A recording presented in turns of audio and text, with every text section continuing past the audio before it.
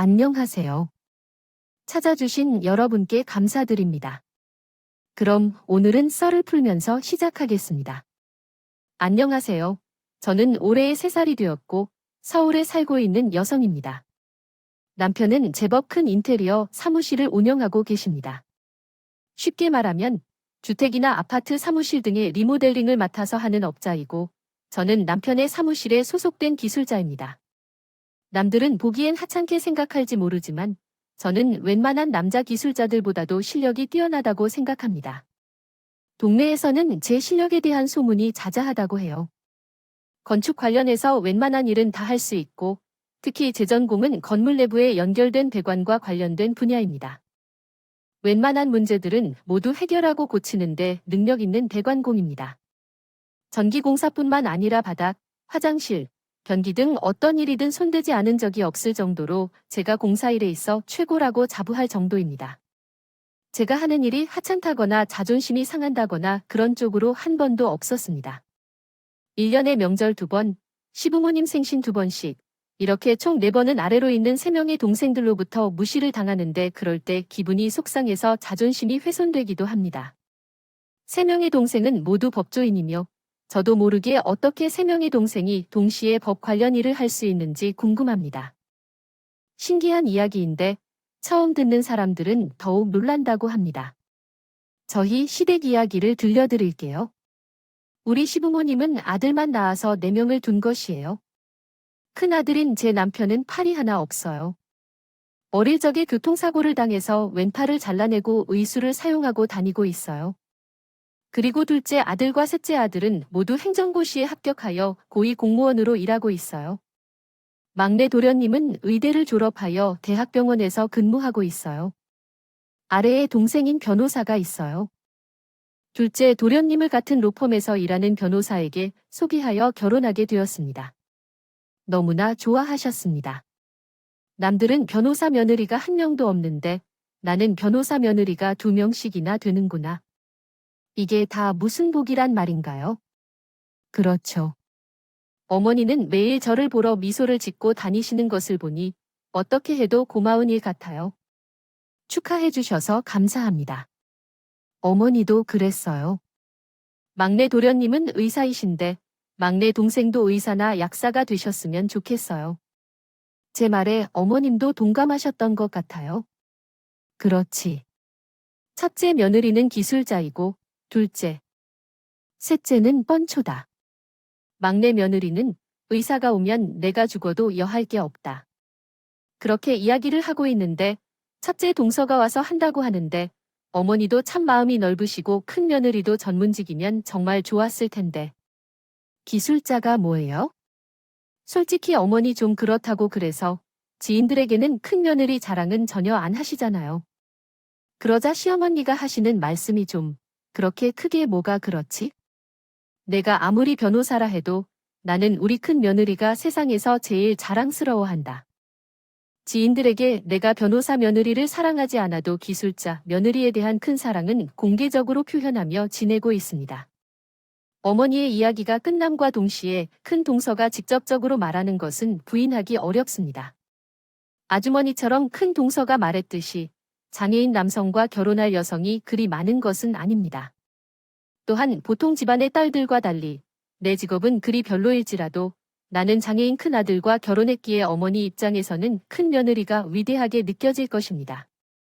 장애라는 말은 시어머니가 가장 질색하는 말이지만 큰 동서는 시어머니의 반대에도 불구하고 그 말을 터뜨리고 말았습니다. 시어머니의 머리끝까지 화가 나고 말았다. 너 방금 뭐라고 했니? 시어머니의 목소리에서는 큰 동서를 가만두지 않겠다는 느낌이 느껴졌다. 그러자 큰 동서가 꼬리를 내리며 말했다. 어머니, 죄송해요. 제가 딴 생각을 하고 있었나 봐요. 요즘 가족 문제로 상담을 많이 해서 의뢰인을 대하듯 하고 있네요. 각자의 사정이 다르니까요. 이게 직업병이에요. 그렇게 큰 동서는 호들갑을 떨며 말했다. 순간을 피했었는데요. 그리고 얼마 후에 큰 동생은 같은 도포메이가 된 변호사와 동서지간이 되었다죠. 어쩌다 보니 두 사람은 그렇게 잘 맞는지 1년에 2번씩 명절과 시부모님 생신에 갈 때 두 사람은 제게 내리겠다며 신난답니다. 어느 날 큰 동생은 형님, 돈을 잘 번다며 하셨어요.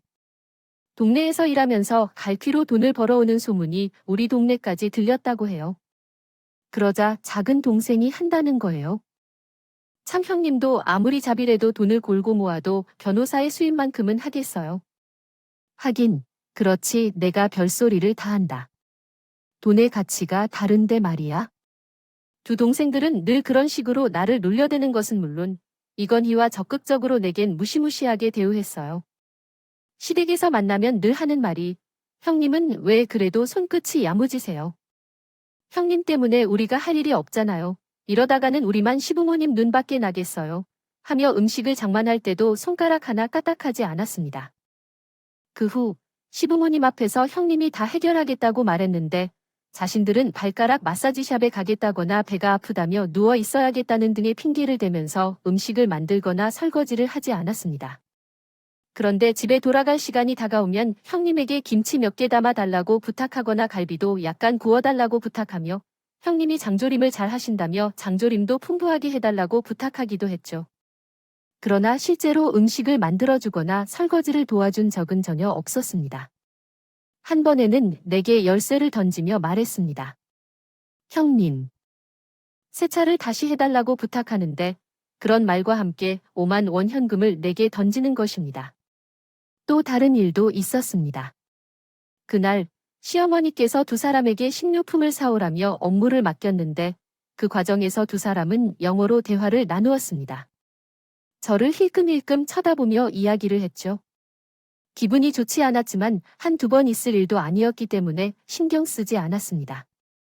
그리고 한참 동안 식료품을 사는 동안 우연히 시아버지가 두 사람의 대화를 듣게 되었습니다.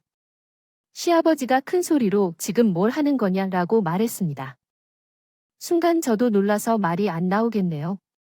어디서 배운 버르장머리들이야? 너희들이 큰아이를 무시하는 건 알고 있지만 사람을 면전에서 꼭 그렇게까지 해야 하냐고. 너희들이 영어를 잘해서 결국 내가 별꼴을 다 보게 될 것 같아. 한두 살 먹은 어린애들도 아니고 말이야. 그런 식으로 사람 앞에 두고서 무시하면 너희들의 인격이 올라간다고 생각해? 그래서 너희들이 얻는 게 뭔데? 하나는 알고 왜 둘은 몰라?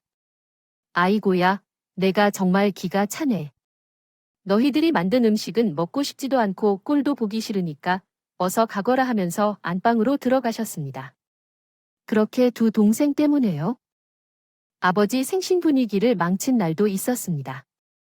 그럼에도 불구하고 두 동생들은 만나기만 하면 제게 비방을 퍼부으면서 일이 되곤 했습니다. 한 번은 시어머니 친정 동생의 막내 아들 결혼식이 있어서 부산으로 온 가족이 총 출동했었습니다. 결혼식 내내 두 동생들은 제게 왕따를 시키면서 진짜 어르신들이 제에 대해 묻으면 비방하는 말을 했습니다. 그러던 중 듣지 못한 저희 남편이 목소리를 높여 말했습니다. 재수 씨 그만 좀 하세요. 친척들도 이 사람이 가족이라는 걸 다 알아요. 말 끝에 배강공이라고 말을 해야 하나요?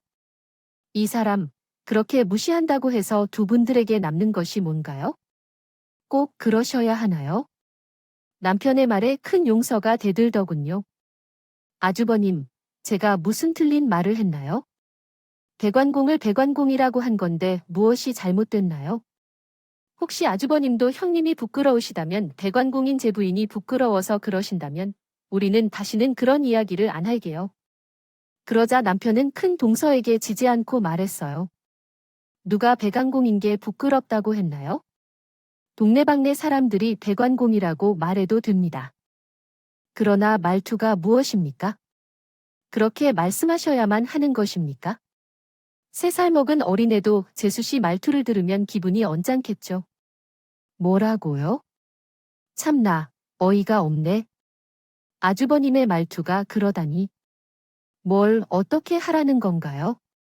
그러고 보니 아주버님은 자격지심이 곱게 말한 것도 곱지 않게 들리는 것 같죠.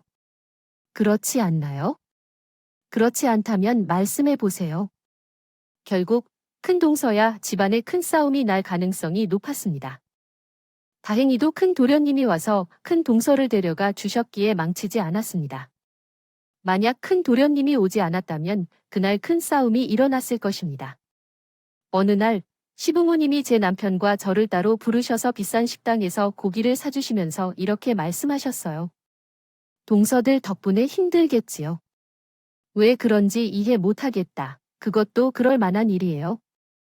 아버님 학창시절에도 공부를 잘하고 항상 우수한 사람들 사이에서 있다가 그런데 제 같은 사람을 가족으로 받아주신다면 얼마나 기이할까요? 제가 그 둘 사이의 상황을 충분히 이해합니다. 이렇게 말씀드렸더니 시어머니께서는 그러셨다고 말씀하시는군요. 네, 그렇죠. 그런 말씀에 감사합니다. 새들은 언제쯤 그러지 않을까요? 자기들도 나이를 먹으면 그렇지 않을 거라고 생각해요. 너희 부부는 조금 참으세요. 나이를 먹으면 내가 내게 한 일이 미안하고 부끄러워할 겁니다. 그래서 막내 도련님이 결혼할 여자를 데리고 왔는데 우연히도 법조인이었어요. 이번에도 변호사였죠. 대학병원 의사인 셋째 도련님이 지인의 소개로 소개팅을 했는데 큰 동서와 작은 동서와 같은 로펌에 있는 후배 변호사와 소개팅을 한 것 같습니다. 무슨 우연인지도 모르게 두 사람은 사귀게 되었습니다. 시부모님은 물론 두 도련님도 이런 우연이 어디 있는가 하시며 좋아했습니다. 그러나 첫째와 둘째, 동생들은 마땅치 않아 했고 법조인이라니. 난 병원 의사가 들어오길 바랐는데 같은 로펌 회사의 변호사인데. 막내 동생이 그리 능력이 있나 싶었지만 두 동생들은 막내 동생에게 감히 손댈 수 없었습니다. 막내 동생은 제게 머슴 취급하지 않아서 인성이 된 것 같아서 결혼식을 올린 뒤 본 모습을 보니 나온다고 하셨군요. 큰 동생과 둘째, 동생보다 더하면 더 했다고 해야죠. 하지 않는다고 하셨군요.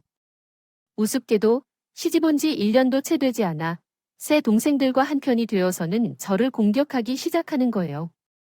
요즘 젊은 사람들의 기세가 세다는 것은 알았지만 이 정도일 줄은 몰랐습니다. 어이가 없어서 진짜 기가 났어요. 그래도 어떡하겠어요. 제가 나이가 가장 많은 연상이고 시어머님들의 나이를 생각해서 참는 쪽으로 마음을 다잡을 수밖에 없어요. 하지만 막내 동생에게 깜짝 놀랄 만한 전화를 받게 되었어요. 형님, 제가 바빠서 그러는데요. 우리 집 따롱이와 아롱이는 일주일에 한 번씩 샤워를 도와주실 수 있을까요? 제가 워낙 바빠서요. 동네 애견샵에 맡겨도 되는데 왔다 갔다 하는 것도 시간이 걸리고 무엇보다도 우리 아롱이와 다롱이가 낯을 가려서요. 사례는 제가 넉넉히 해드릴게요. 듣고 있는데 어이가 없더군요. 동서야, 지금 뭐라고 그랬어? 다시 얘기해봐. 그러자 막내 동서가 하길, 큰 형님이 키가 안 좋으신가요? 일주일에 한 번씩 우리 집에 오셔서 우리 집 애들 샤워 좀 부탁드린다고 해요. 순간 망치로 머리를 한 대 맞은 듯한 느낌이었습니다. 아무리 위통수들이 저한테 함부로 한다고 해도 어린 막내 동서까지 이러는 건 참을 수가 없었습니다.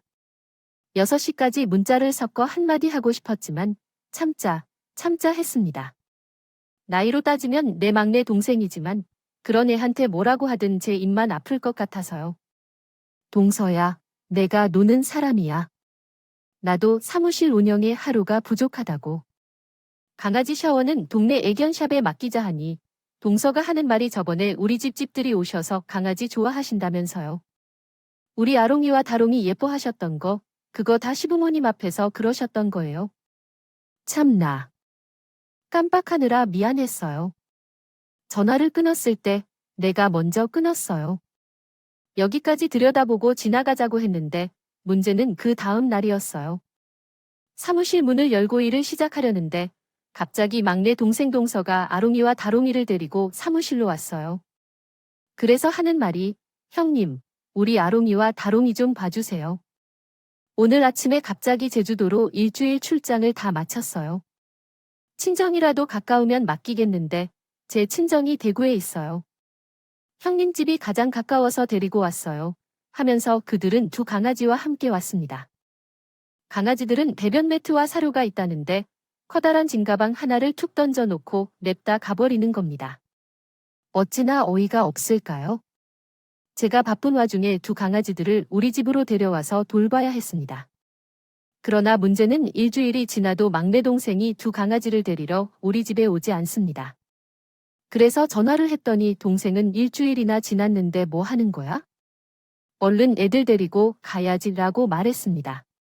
그러자 동생은 다음과 같이 말했습니다. 형님, 죄송해요. 제주도 출장이 너무 힘들었어요. 저는 3일만 쉬다가 데리러 갈게요. 제가 일주일 동안도 받으셨는데 그가 3일을 못 돌봐줄 수 있겠어요? 정도는 해주실 수 있잖아요 하면서 전화를 다시 끊어버렸습니다. 어찌나 짜증이 나던지. 그때 그 기분은 이렇게 표현할 수 없었습니다. 그렇게 3일이 지나자 막내 동생 동서가 우리 집에 왔습니다. 형님, 고맙습니다. 형님이 아니시었으면 제주도 출장을 못 갔을 것이에요. 덕분에 잘 마무리 지어왔습니다. 그리고 이건 약한 선물이지만 제 마음이니까 받아주세요. 막내 동서가 이렇게 말하니 화가 났던 마음도 조금은 풀렸습니다. 하지만 그 기분도 잠시였습니다. 1분도 지나지 않아 한다는 말이 어머나, 우리 애들 좀 봐요. 형님, 우리 애들은 샤워 안 시켜줬어요. 털이 왜 이래? 용기가 흐르던 애들인데 털이 푹 죽었네 하면서 강아지들 몸에 코를 킁킁대면서 형님 너무한다. 형님은 매일매일 샤워하면서 우리 애들은 샤워도 안 시킨 거죠. 그러면서 두 강아지를 안아보더니 어머머, 애들 살 빠진 것 좀 봐. 사료도 제때 안 준 거예요. 형님 진짜 너무한다. 말 못하는 짐승이라고 이러실 거예요? 형이 이렇게 인정머리 없는 분이신지 정말 몰랐네요. 동서님, 무슨 말을 그렇게 해? 내가 애들 때문에 사무실에서 일 보다가도 와서 사료 주고 가고 그랬어 우리. 열흘 동안 집에 있었는데 샤워도 2번만 했는데도 말이야. 얘기를 하면서도 제 말을 듣지도 않고 화를 내고 가버리더래. 너무 어이가 없었어. 화가 나서 분해해서 눈물이 쏟아져서 한참 동안 울었는데 남편이 들어와서 왜 그래? 자초지족이 얼마나 중요한지 얘기했잖아며 화를 내며 막내 아들에게 전화했어.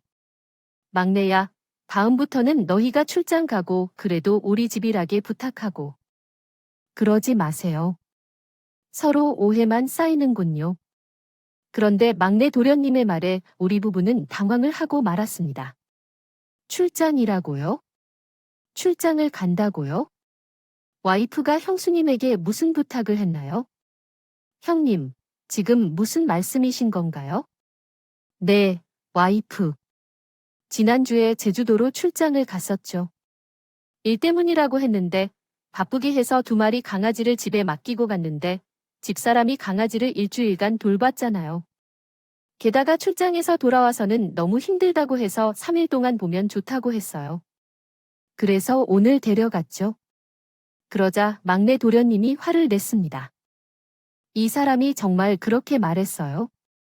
이 사람은 지난주에 휴가를 받아서 일주일 동안 친구들과 제주도로 휴가를 다녀왔고 그리고 멀쩡하게 출근했어요. 말을 안 했으면 저만 몰랐겠네요. 이 사람이 왜 이러는지 모르겠어요. 제가 단단히 야단을 칠 거예요. 형 미안해요. 진심으로 그리고 형수님께도 미안하다고 꼭 전해주세요. 세상에나 막내 동서는 제주도로 휴가를 가면서 급한 출장이라고 거짓말을 하고 저에게 강아지를 맡겼던 거였습니다. 막내 도련님이 사실대로 얘기를 해주지 않았더라면 깜빡해서 속아갈 뻔했습니다. 그렇게 막내 동서까지도 저를 무시하자 저는 스트레스를 받게 되었어요. 그러던 어느 날 몇 년이 지나던 날이었죠. 남쪽에 살던 큰 동생이 살던 새 아파트를 떠나 낡은 아파트로 잠시 전세로 이사를 했어요. 그 이유는 큰 아들의 학교 때문이었어요. 아들이 꽤 잘 공부하긴 하는데 대치동 학원에 보내고 싶다고 했거든요. 그러나 아파트는 학원과 대치동에 위치하고는 있지만 낡은 상태라 손을 봐도 끝이 없다고 했어요. 그래서 저에게 전화가 왔어요. 동네 디자인 사무실에 몇 번이나 공사를 맡겼는데도 이렇다고 했어요. 아마도 형님처럼 능숙한 사람이 우리 동네에는 없는 모양이겠죠. 휴일에는 일 안 하시죠? 죄송하지만 휴일에 우리 집에 오셔서 변기를 좀 갈아주시고 오신 김에 이곳저곳 하자 없는지도 좀 봐주세요. 우리 아이는 수능 시험을 보기 전까지 3년이나 살아야 하니까요. 되도록 꼼꼼하게 해주세요. 아, 참, 소고기는 형님이 부르시는 대로 드릴게요. 전화를 끊고 났더니 화가 부글부글 끓더군요. 이건 뭐, 부탁드린다는 말도 없이 무작정 하루빨리 와서 자기네 집 좀 수선을 해달라. 소고기는 부르는 대로 주겠다. 어떻게 같은 말을 해도 이런 식으로 표현을 하는지, 때로는 큰 용서가 어떤 가정에서 어떤 부모로부터 온다는 것을 생각할 필요가 있습니다. 어떤 교육을 받으며 자랐는지 의심될 때가 한두 번이 아니었습니다. 부글부글 화가 끓어올라서 남편을 보자마자 큰 동서가 한 말을 그대로 전했어요. 여보, 잘난 동서가 그새 뭐라는 줄 알아? 수고비 부르는 대로 줄 테니까 휴일에 자기 집 와서 변기 좀 갈아달래. 동서네 동네에는 배관공이 시원찮아서 날 부른다나. 정말 어이가 없다고요? 그래요. 정말로 큰 재수씨가 그렇게 얘기했어요. 남편은 화가 머리끝까지 나서 핸드폰을 열더군요. 큰 동서에게 전화를 해서 한마디 할 참인 것 같았습니다. 저는 남편이요. 핸드폰을 끈 것 같아요. 이제 그만 놓을게요. 식사를 해도 나를 불러줄 거죠. 어린이 학원 때문에 3년 동안 대치동에서 살게 되었어요. 어쩔 수 없는 상황이니까요. 그런데 이번에 가서 한번 동서집을 좀 봐주고 오면 내 마음도 편할 것 같아요. 그래서 남편이 나의 손을 꼭 잡아주더군요. 고맙다고. 이렇게 말하니까 사과할게. 왜 사과해? 그냥 너의 마음도 얼굴만큼 이쁘네. 됐어요. 그렇게 남편과 나는 마음을 내다시키고 다가온 휴일에 큰 동서 집에 가서 이것저것 집세를 좀 해주려고 연장들을 챙겼어요. 기분 좋게 시작한 일이었지만 큰 동서 집에 도착하자마자 황당한 상황을 맞이하게 되었습니다. 큰 동서 집에는 큰 동서만 있는 것이 아니라 작은 동서와 막내 동서도 함께 오곤 했어요. 제가 변기를 들고 집에 들어가자마자 오신다고 되었다는 말을 들을 수 없었는데 차는 안 밀리셨어요. 시기 말은커녕 큰 동서가 작은 동서와 함께 오셨어요.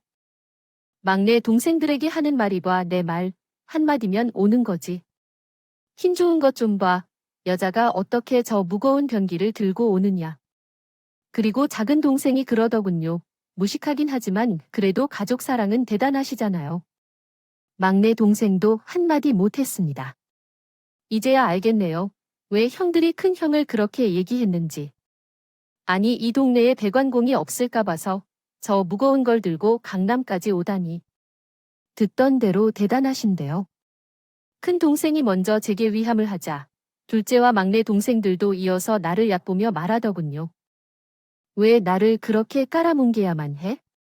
그냥 조용히 있을 수 없어서 한마디 했는데 내가 좋은 마음으로 도와주려고 나왔다. 그런데 동서집에 도착하자마자 왜 이런 식으로 말해야만 하는 걸까? 게다가 동서들은 그런 일을 굳이 해야 할 일이 없는데 내가 왜 변기를 들고 온 것을 구경하러 온 거냐고. 대단하다. 그런 시간에 자기들 집안 일들을 하는 게 더 좋겠다고 말했다. 큰 동서가 입을 삐죽거리며 말했다. 꼴의 큰형님이라고 한마디 하나 본데요. 여기 형님 말 귀담아 들을 사람 없으니 얼른 볼일이나 보고 가세요. 일어나 보지도 않고.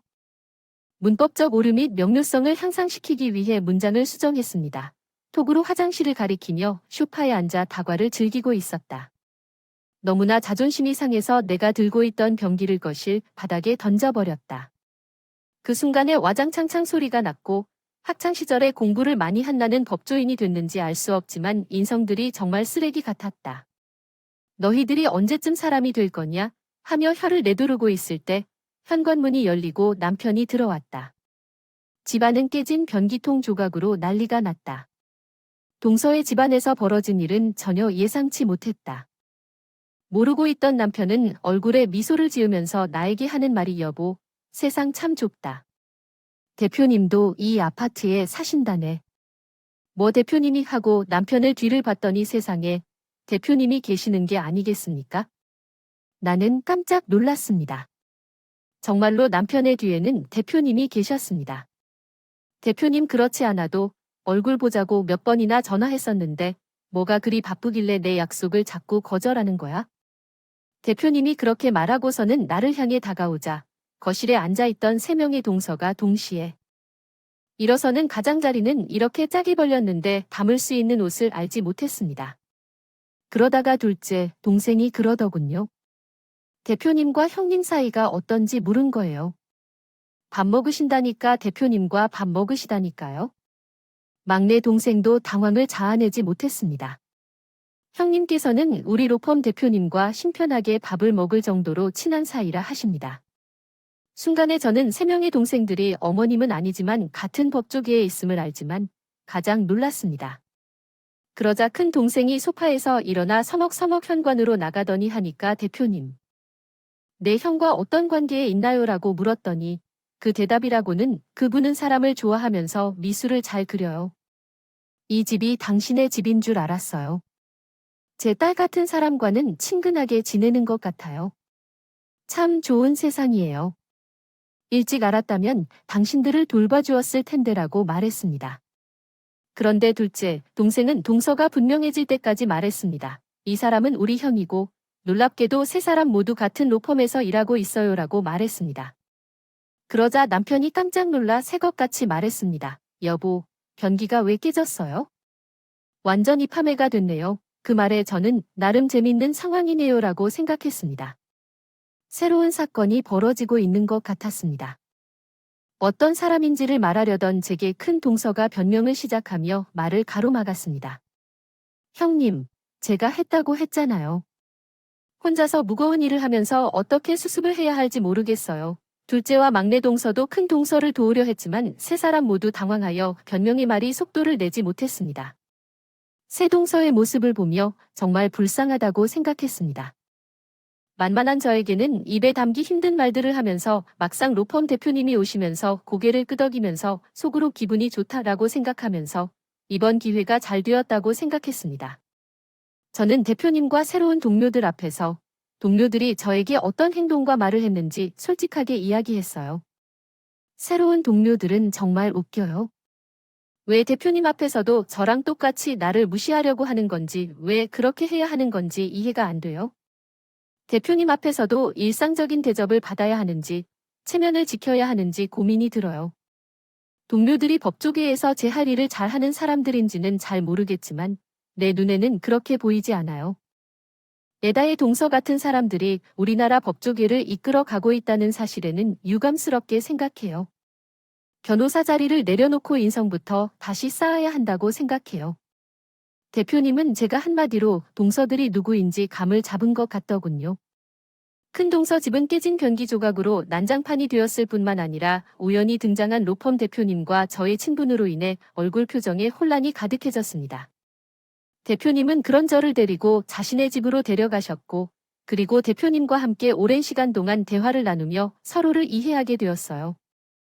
저에게 대표님을 알게 된 것은 아빠예요. 약 30년 전, 우리 아빠가 호수에서 낚시터를 운영하셨던 것은 그 시간에 해당합니다. 이 지역은 서울과 가까운 거리에 위치해 주변 풍경이 아름다워서 많은 손님이 찾았습니다. 그중 로펌 대표님도 손님이셨는데 아빠는 로펌 대표님을 정중하고 소탈한 서울에서 회사를 다니시는 중년 신사로만 알았다고 합니다.